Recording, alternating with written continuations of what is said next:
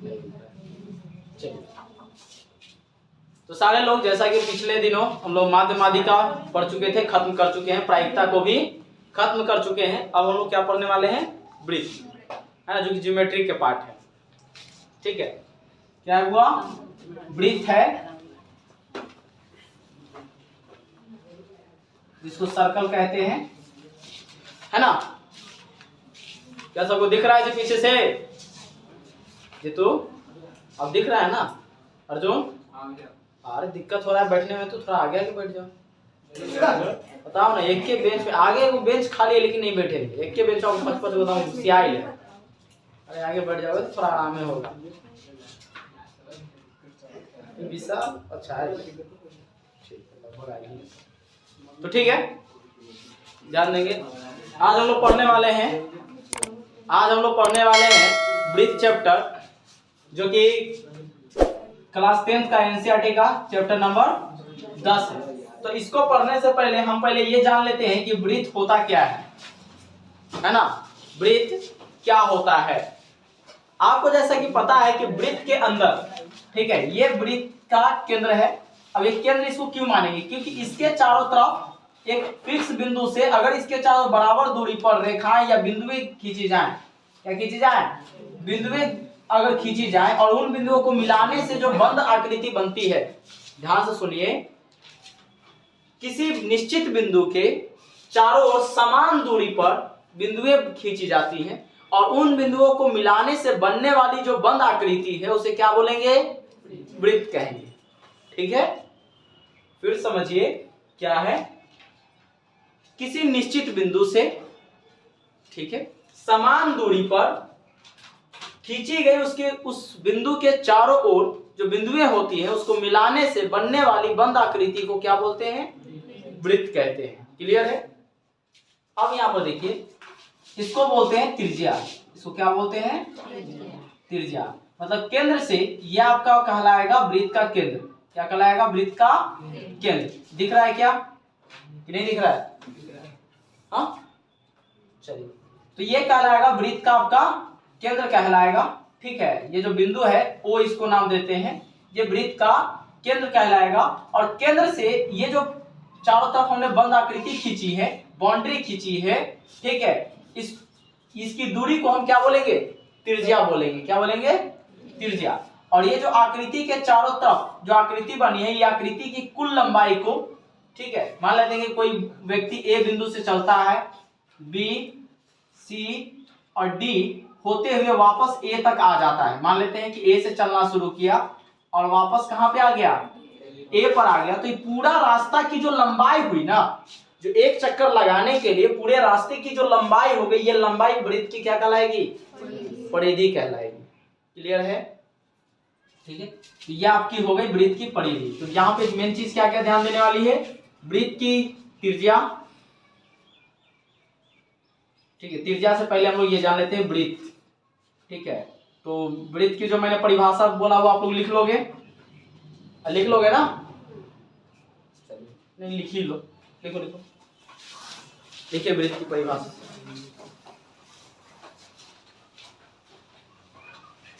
वृत्त लिख के डैश देंगे और लिखेंगे निश्चित बिंदु के चारों ओर, किसी निश्चित बिंदु के चारों ओर समान दूरी पर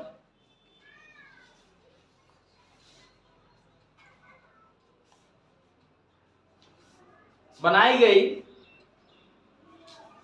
बिंदुओं को मिलाने से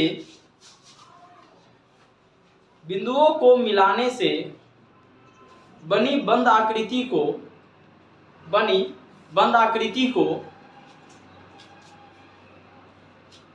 क्या कहेंगे? बंद आकृति को क्या कहते हैं? वृत्त कहते हैं। ठीक है, क्लियर है?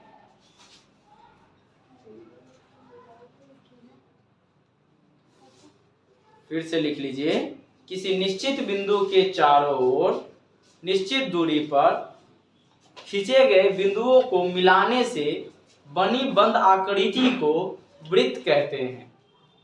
क्लियर? अब देखिए वृत्त तो लिख लिए सब, अब यहां पर बात कर लेते हैं त्रिज्या की।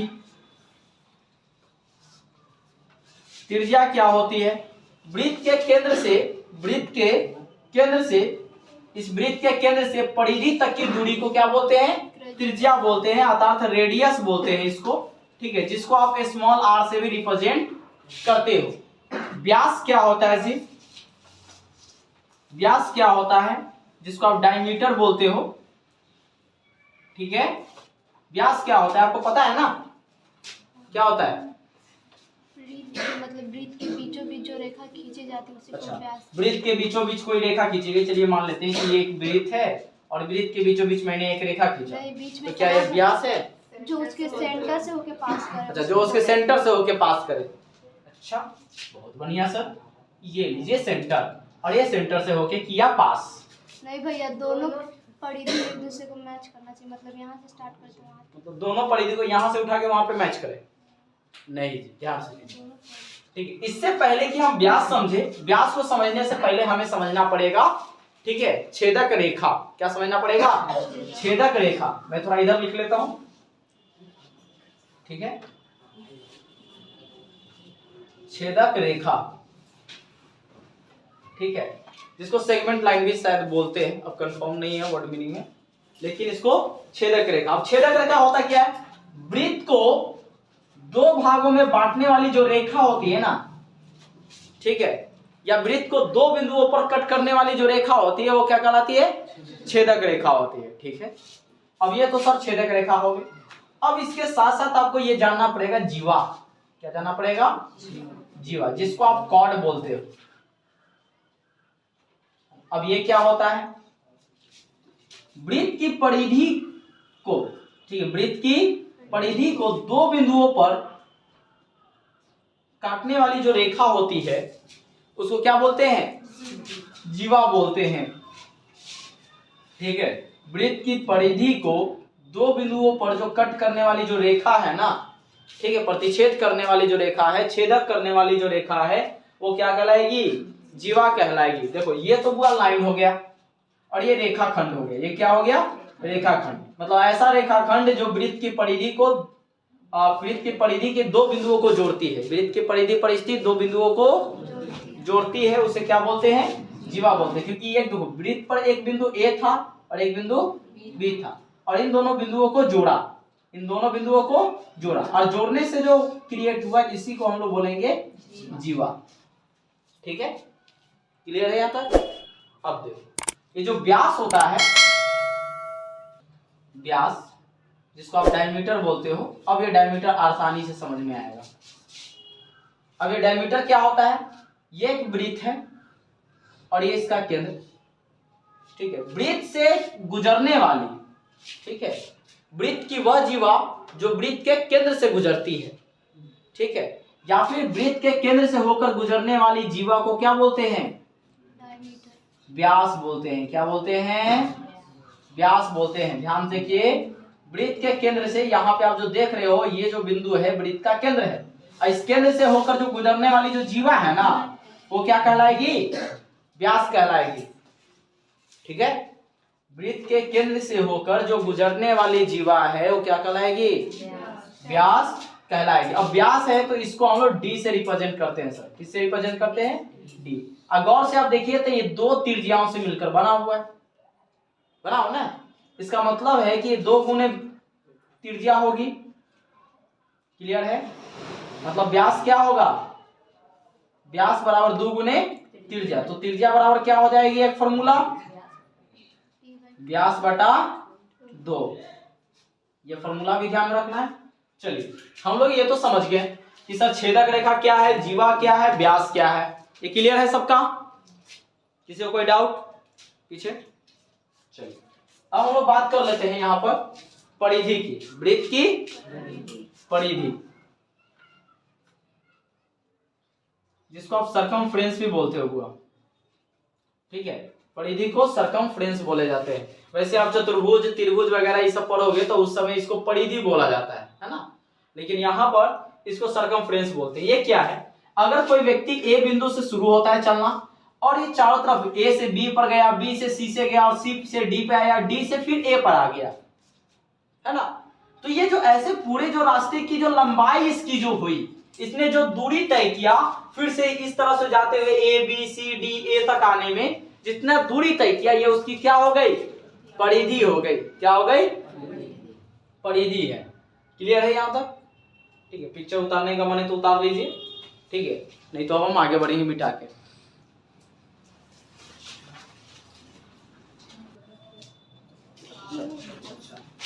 सॉरी हो, चलिए ठीक कर लेते हैं इसको। डायमीटर गलती से लिखा गया, और यहाँ पे शायद ये दिख रहा है नहीं ना, व्यास बटा कितना हो जाएगा 2। ठीक है, लिख लीजिए। भैया ढक्कन दीजिए तो बोतल का ढक्कन। चलिए, तो देखिए हम लोगों ने अभी देखा क्या क्या क्या देखे, छेदक रेखा, वृत्त की परिधि, व्यास, त्रिज्या और जीवा हम लोगों ने देख लिया। अब हमें समझना है स्पर्श बिंदु। चलिए स्पर्श रेखा पहले समझ लेते हैं। स्पर्श रेखा जिसको टैंजेंट बोला जाता है, ठीक है। अब ये होता क्या है जी, क्योंकि मेनली आपका जो ये चैप्टर चल रहा है इसी पे चलेगा, केवल क्वेश्चन ही क्वेश्चन होंगे इससे, ठीक है। जो ज्योमेट्री का पार्ट है आपको 10th में स्पर्श रेखा से ही संबंधित ज्यादातर क्वेश्चन मिलने वाले हैं, इसलिए इसको अच्छे से समझिए। कहता क्या है कि ऐसी रेखा जो वृत्त पर केवल एक बिंदु पर स्पर्श करती है, केवल और केवल एक बिंदु पर स्पर्श करती है, या ऐसा रेखाखंड जो वृत्त को केवल और केवल एक बिंदु पर स्पर्श करती है, वह स्पर्श रेखा कहलाती है। तो ए बी जो होगी यहाँ पे क्या होगी, ए बी यहाँ पर आपकी होगी स्पर्श रेखा। क्लियर है? लिखेंगे स्पर्श रेखा, ठीक है। और जो हमें देख रहे हैं कृपया कॉपी पेन लेके बैठिएगा और उसे आप लिखते जाइएगा, जरूरी है, ठीक है। और हाँ, चैनल को सब्सक्राइब और लाइक जरूर कीजिएगा अगर नए हो तो, बाकी के पढ़ते रहिए, ठीक। ध्यान से देखिए, स्पर्श रेखा लिख रहे हैं। देखिए, वृत्त को केवल एक बिंदु पर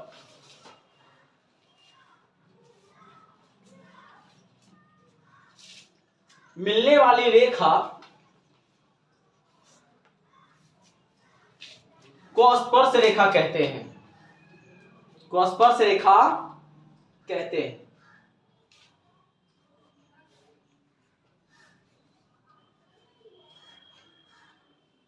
क्लियर है सबको? क्योंकि ये क्वेश्चन आता है कि वृत्त को स्पर्श करने वाली रेखा क्या कहलाती है, तो स्पर्श रेखा कहलाती है। वृत्त को स्पर्श करने वाली रेखा क्या कहलाती है, स्पर्श रेखा कहलाती है। और जिस बिंदु पर स्पर्श करती है ना, ये जिस बिंदु पर स्पर्श करती है, मान लेते हैं ये बिंदु हमारा P था, तो ये P बिंदु पर चूंकि स्पर्श की, तो ये कहलाएगी स्पर्श बिंदु। क्या कहलाएगी? स्पर्श बिंदु कहलाएगी। क्लियर है? जिस बिंदु पर यह स्पर्श करेगी उसे क्या कहेंगे? स्पर्श बिंदु कहेंगे। क्लियर है? चलिए, अब यहाँ पर एक चीज और समझिए, मेन पॉइंट, मैं थ्योरम इसको मैं प्रूफ कर दूंगा अभी कुछ देर में, लेकिन पहले आप इसको समझिए, क्योंकि ऑब्जेक्टिव के लिए एक बार में मैं लिख दे रहा हूं। क्या है कि अगर इस स्पर्श रेखा पर कोई त्रिज्या डाली जाए, ठीक है, ये वृत्त है और वृत्त पर कोई स्पर्श रेखा हमने खींचा, ए बी कोई स्पर्श रेखा है, ठीक है। तो यहां से ये वृत्त के केंद्र से जो ये स्पर्श रेखा पर जो खींचा जाएगा, ठीक है, ये क्या हो गई? त्रिज्या ना जी। ये मेनली क्या है? केंद्र से लेकर परिधि तक की दूरी है, ये त्रिज्या हो गई। तो स्पर्श रेखा पर त्रिज्या क्या होती है? लंब होती है। स्पर्श रेखा पर त्रिज्या लंब होती है। स्पर्श रेखा पर त्रिज्या लंब होती है। ये ऑब्जेक्टिव में आता है, इसीलिए मैं इसको लिखवा रहा हूं, ठीक है, लंब होती है। इसको लिख लीजिए, मतलब पिक्चर बना लीजिए, उसके बाद आगे हम बताते हैं।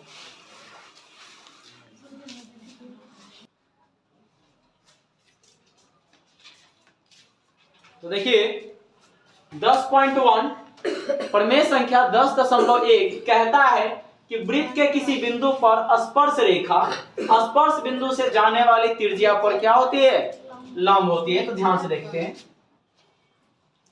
ये एक वृत्त है और वृत्त का एक केंद्र है और मान लेते हैं कि ए भी एक स्पर्श रेखा है जो बिंदु P पर वृत्त को स्पर्श करती है। ठीक है, माना कि ए भी एक स्पर्श रेखा है जो O केंद्र वाले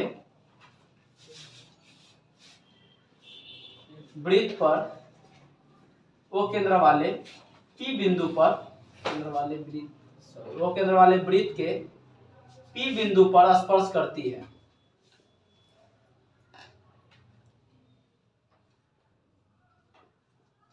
ठीक है, अभी P बिंदु पर तो स्पर्श कर ली।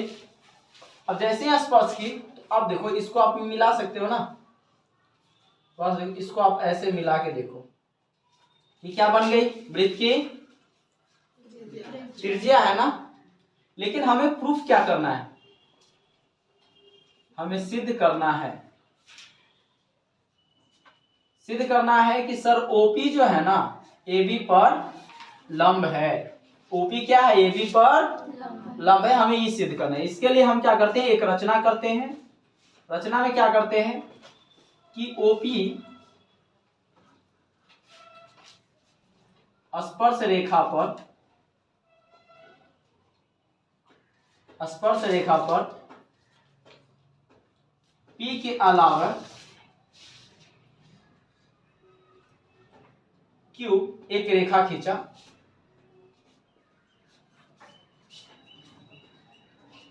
और मिलाया।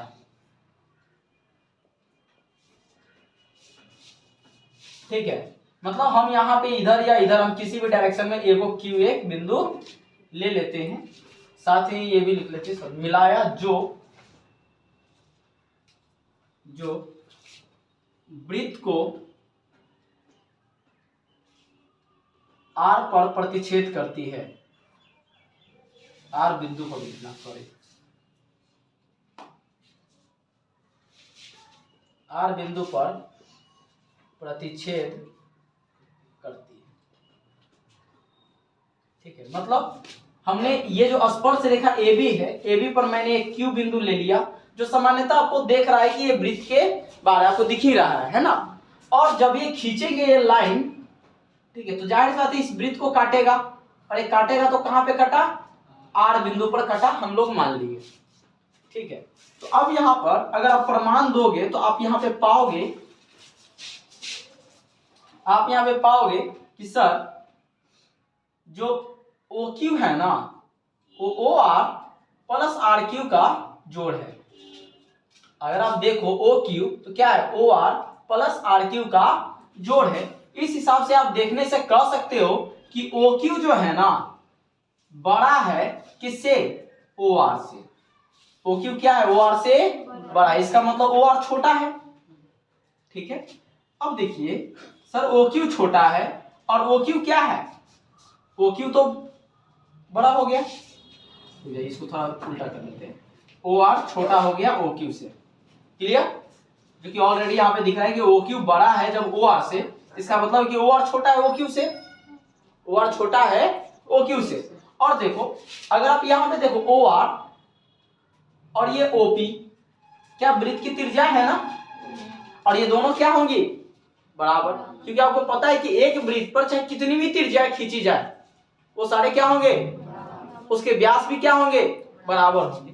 तो यहाँ पर OR बराबर OP होगा क्या, अरे OR बराबर OP होगा क्या, क्यों, चूंकि OP और OR क्या है, वृत्त की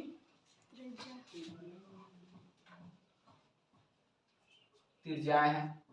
ठीक है, बस इसके बाद एक स्टेटमेंट लिखना है, OQ की जगह R, OQ की जगह यहाँ पे,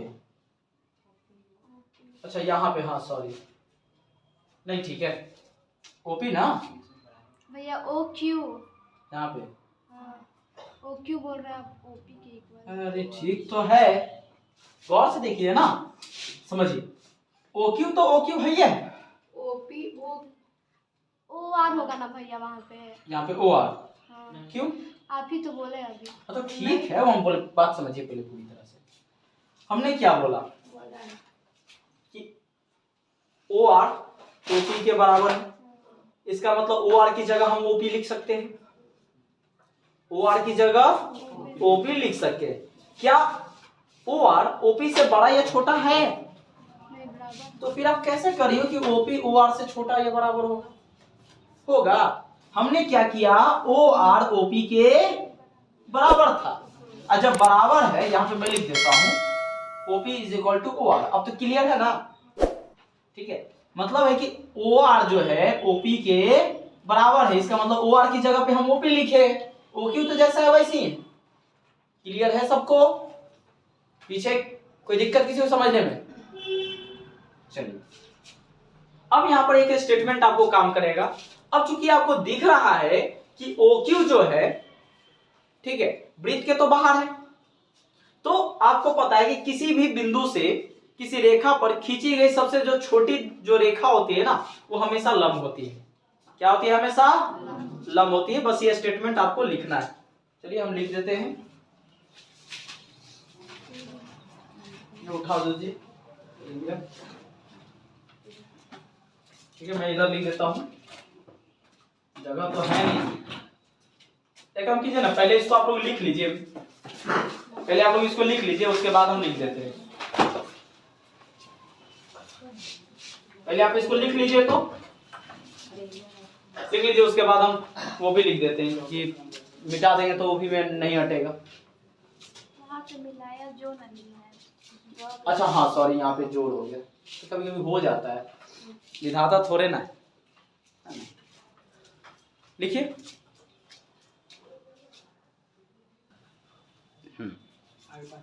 तो बात करते हैं, इसको आप लोग लिख लिए, तो लिख लिए। तो अब यहाँ पे देखिए, अब चूंकि ओपी जो है OQ से क्या है? छोटा है। अब इस बिंदु पर तुम कोई भी लाइन खींचो, कोई भी बिंदु तुम खींचोगे तो O केंद्र से क्या होगा? दूरी ज्यादा दूरी पर होगा OP के मुकाबले।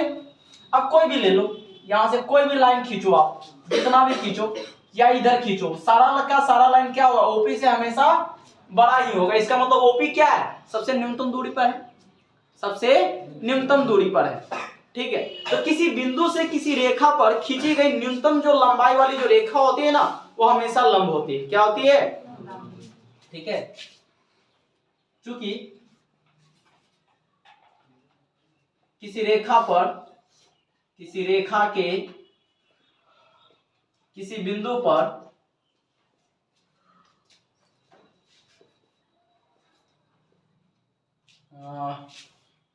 क्या बोले थे, किसी रेखा के किसी बिंदु पर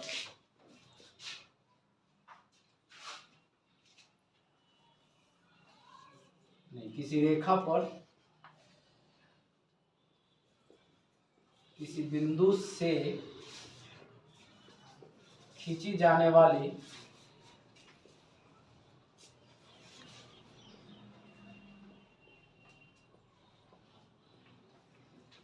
न्यूनतम लंबाई वाली रेखा उस रेखा पर लंब होती है। ठीक है, यहां पर जो मैंने लिखा है आप यहां पे देख सकते हो, क्या लिखे हैं? किसी बिंदु पर किसी बिंदु से, ठीक है, किसी बिंदु पर किसी बिंदु से, सॉरी क्या बोल रहे हैं, गलती बोल दी है ना। हाँ ठीक है, मैंने क्या लिखा है? किसी रेखा पर किसी बिंदु से खींची जाने वाली न्यूनतम लंबाई वाली जो रेखा होती है ना, ठीक है, ये रेखा है। रेखा के किसी भी बिंदु पर कोई निश्चित बिंदु से अगर हम कोई रेखा खींचेंगे, ठीक है, और अगर उसकी लंबाई न्यूनतम होगी तो डेफिनेटली है कि वह उस रेखा पर क्या होगी? लंब होगी। अतः आप देख रहे हो कि यहां पर, अतः आप देख रहे हैं कि O से AB रेखा पर जो न्यूनतम लंबाई वाली जो रेखा है OP है। न्यूनतम लंबाई वाली रेखा क्या है? OP है। अतः OP जो रेखा होगी AB पर क्या होगी? लंब होगी, जो कि हमें प्रूफ करना था। क्लियर है? किसी को दिक्कत है जी? किसी को डाउट है? बोलिए। यही नहीं समझ में आया? फिर समझिए। मैंने क्या कहा? पहली बात, आप यहां पे देखो तो ए बी एक रेखा है, ए बी रेखा और पी एक बिंदु है। अगर वृत्त के केंद्र से पी पर मैंने खींचा है रेखा, है ना, मैंने ओ और पी को मिलाकर एक रेखा बनाया है। अभी जो ओपी है ना, इस रेखा पर आप कोई अन्य बिंदु ले लो, सब ओपी से बड़ा ही है। सब ओपी से क्या है? आप खुद देख सकते हो, दिख रहा है सबको, ओपी से हमेशा बड़ा ही है। अब चूंकि ये सबसे न्यूनतम है, सबसे क्या है, न्यूनतम दूरी पर है, मतलब सबसे कम दूरी पर है। ठीक है, वृत्त के केंद्र से जो बिंदु P है न्यूनतम दूरी पर स्थित है। ठीक है, और अगर किसी रेखा से कोई बिंदु दूर है और उस बिंदु से उस रेखा पर कोई रेखा खींचते हैं, उस रेखा पर कोई रेखा खींचते हैं और वह रेखा सबसे न्यूनतम लंबाई वाली होती है, सबसे न्यूनतम लंबाई वाली होती है, मतलब उससे कम लंबाई की कोई रेखा उसके बाद खींची ही नहीं जा सकती। तो एक चीज याद रखा, वो रेखा जो होती है ना, इस रेखा पर क्या होगी, हमेशा लंब होगी। क्या होगी? लंब होगी। ये लगभग आपको पहले पढ़ लेना चाहिए था, ये 9th या उससे पहले वाली क्लास में होगी। ठीक है, ये थ्योरम है लेकिन आपको याद नहीं होगा। तो इस हिसाब से अगर हम कहें तो कि ओपी तो सबसे कम लंबाई वाली रेखा है पूरे एबी पर, अतः हम कह सकते हैं ना कि ओपी जो है लंब होगा एबी पर, अतः ओपी क्या होगा, एबी पर। क्लियर है? चलिए ठीक है, इसको भी लिख लीजिए। ठीक है, तो उतार लीजिए। और जो लोग भी हमारे इस चैनल पर नए हैं, चैनल को सब्सक्राइब लाइक जरूर कीजिएगा। और हाँ, वीडियो देखते हैं लेकिन लाइक और कमेंट नहीं करते, प्लीज कर दीजिएगा, मोटिवेशन होता है हमारे लिए। ठीक है, बाकी चीजें ऐसे ही। आगे एक और थ्योरम है, मैं उसको अगले क्लास में डील करूंगा, उसको लिख लीजिए। Bye, have you nice day.